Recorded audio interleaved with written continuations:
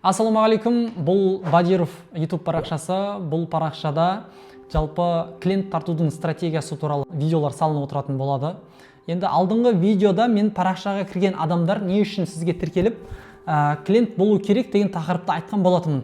Енді бұл видеода парақшада жасалыну керек заңдылықтар бар, солар туралы айтып өтейін деп жатырмын. Бастамай тұрып, маған дәл қазір тіркеліп алыңыз, жоғалтып алмас үшін лайк басып кетіңіз, маған бір қолдау болсын. Енді тақырыпқа кіріспей тұрып, тағы да бір өзімізге сұрақ қойып алсақ. Не үшін парақшада бұл заңдылықтар болуы керек?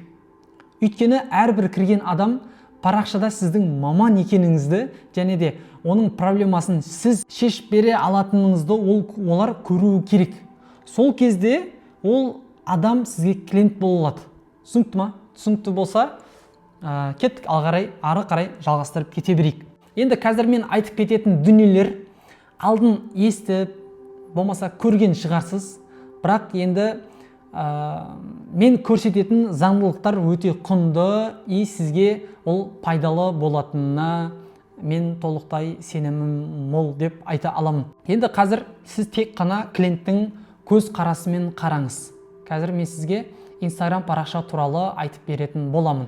Instagram парақшаңыздағы аваңыз дәл қазір қандай тұр? Фото тұр ма? Болмаса өзіңіз тұрсыз ба? Болмаса өзіңіздің түріңіз анық көрініп тұр ма? Соны бір қарасаңыз.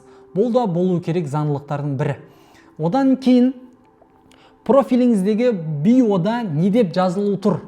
Дәл қазір осы қарап жатқан кезінде сіз өзіңіздің клиент ретіндегі көзқараспен қараңыз. Жалпы қазір профилі не деп жазылу тұр? Егер профиліңізде адамның проблемасын, шешімі, болмаса ұсыныстары жазылып тұрмаса, онда мен сізге айтатын едім, онда сіздің Instagram парақшаңыз тағы да бір адамның клиенттің келмеуіне әсер етіп тұр. Сол үшін де сіздің қазір профиліңіздегі жазулар адамның проблемасын шешетін и болмаса бір ұсыныс жасай алатын сөздермен болуы керек. Енді болса да өзіңіздің клиентіңіздің проблемасы. Одан кейін актуалка болу маңызды. Бір жағынан ол әдемілік, екінші жағынан ол жерде сіз отчет қойсаңыз болады, ол жерде сіз процестерді көрсеңіз болады, ол жерде сіз доставка туралы айтсаңыз болады, ол жерде сіз болып жатқан дүниелерді сіз сториске салу арқылы актуалкаға сіз қосып қойсаңыз болады. Ең маңызды қаймағы деп айтатын едім, бізге керегі ол закрепленный посттар. Ол закрепленный посттар сіздің, былай айтайыншы, ол закрепленный посттар болатын болса, сіз ұйықтап жатсаңыз да сізге жұмыс жасап тұрады, былай қарап тұрғанда. Енді осы закрепленный посттарды мен біртіндеп айтып кетейін сізге. Енді бірінші закрепленный постта сіздің кім екендігіңіз, қандай проблеманы шешетініңіз анық, түсінікті түрде ашылып жазылуы керек, көрсетілуі керек бірінші закрепленный постта. Ал екінші постта кейс болмаса результаттар болу керек. Кімнің қандай проблемасын шештіңіз, қандай результатқа ол адам жетті, соны көрсетуіңіз керек екінші закрепленныйда.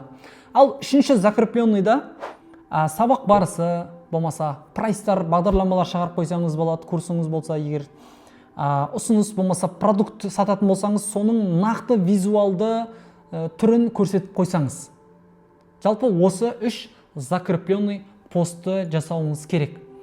Енді осы закрепленный постты жасап, шапкаңызда, биоңызда адамның проблемасын шеше алатын, болмаса жақсы бір ұсыныс жазылып тұрса, аваңыз өзі тұратын болса, мен айтатын едім, сіздің парақшаңызға кірген клиент, адам сіздің маман екеніңізді көріп, сізге тіркеледі, болмаса сіздің қызметіңіз сатып алады. Енді сіз өз парақшаңызды осыны дұрыс көрсетсеңіз, басқа конкуренттеріңізден ерекше екеніңізді көрсетіп, клиент сізге жазып сатып алу мүмкіндігі үлкен болады. Сіз рилс түсірсеңіз де, таргет жіберсеңіз де, парақшаңызға кірген әрбір адам сізге клиентке айналатын сөзсіз деп айтылатын едім. Қалай жасаймын? Және де не жазамын, не саламын деген сұрақтар болатын болса, мен бұны келесі видеоларда айтатын болам.